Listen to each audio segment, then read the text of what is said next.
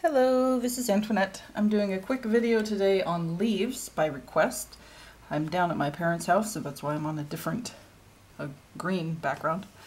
Anyways, I just kind of thought that I would show you a few of my favorite leaves. So, my number one go-to leaf, the one that I put in pretty much everything, is the heart-shaped leaf. It is just one line. You start at the bottom, come up, come back around, and then you give it a little tail, and that little tail gives the vein right in the center of the leaf.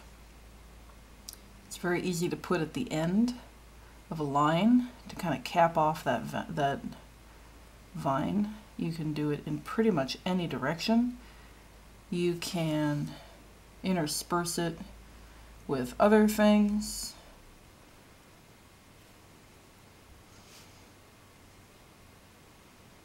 You can make it big and small and go one way and the other, and it's just so versatile. So many things you can do with that leaf. You can add a little bump to that leaf, right? You can add a bump and a bump to that leaf. And then with this, sorry, that's my phone.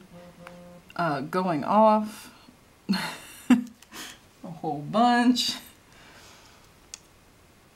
This is a very easy way to fill up a bunch of space at the end of a design. You know, so play around with that. You can make the heart-shaped leaf even more heart-shaped.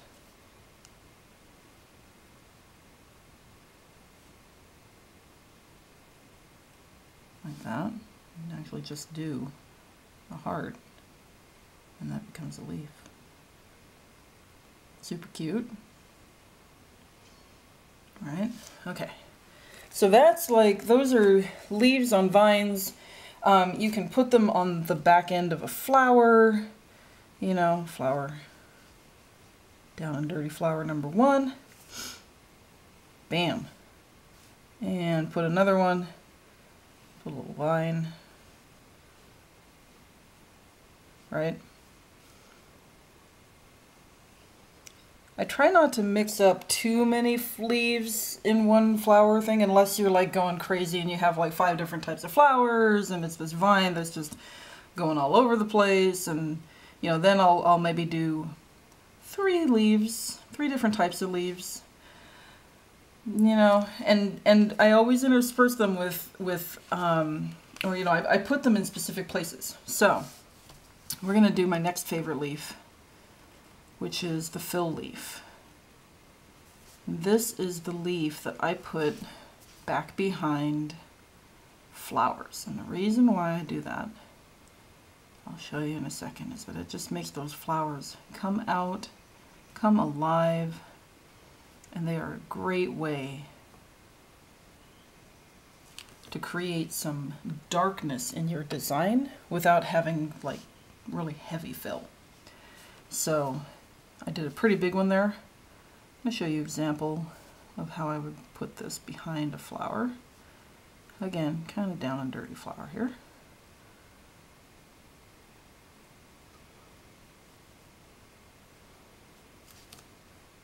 And then put a little guy right back here, and another one right here. And watch what happens when I fill these in. Kind of messy like, not on purpose. The paper is kind of running away from me. All of a sudden, because I have this dark back here, this flower just went really bright. That white space inside the flower just became really bright because it has this darkness behind it. So if you put a third one, it gives you nice contrast. Obviously do it maybe a little bit nicer than that. I'm trying to be kind of speedy on this video.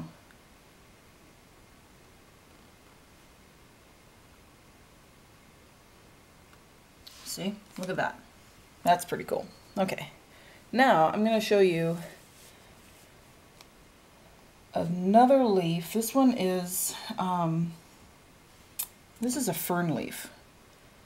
I really like doing this one because you cover a lot of space. It's very dramatic.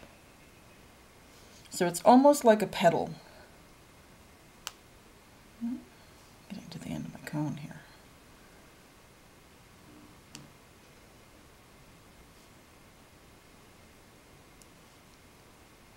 Make the leaves just a little bit smaller as you get in to that curve. Then you come back in and you shade.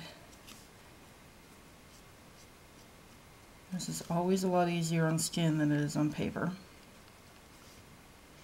And this is just one of those shades that I showed you in the 5-point flower.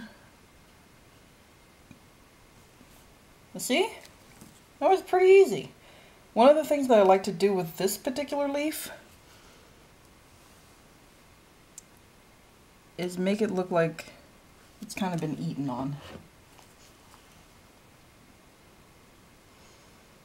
By bringing out a chunk. Not necessarily on every one of them. And that gives it a little bit more realism.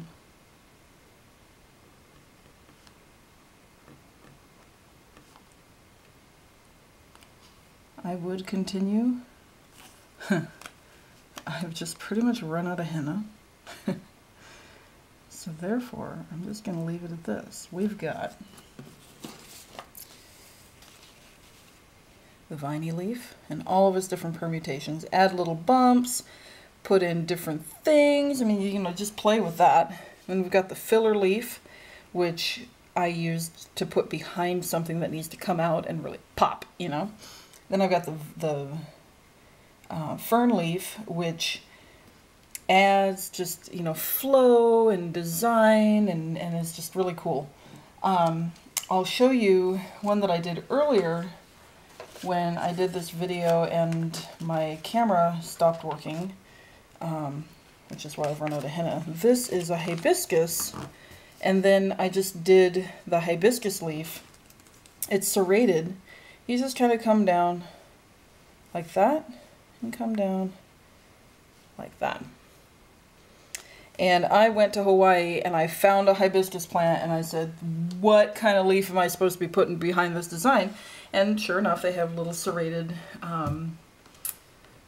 leaves that are kind of shaped like that. So that's the reason why I put those back behind my hibiscus. So anyways, have fun, enjoy, and happy hennaing!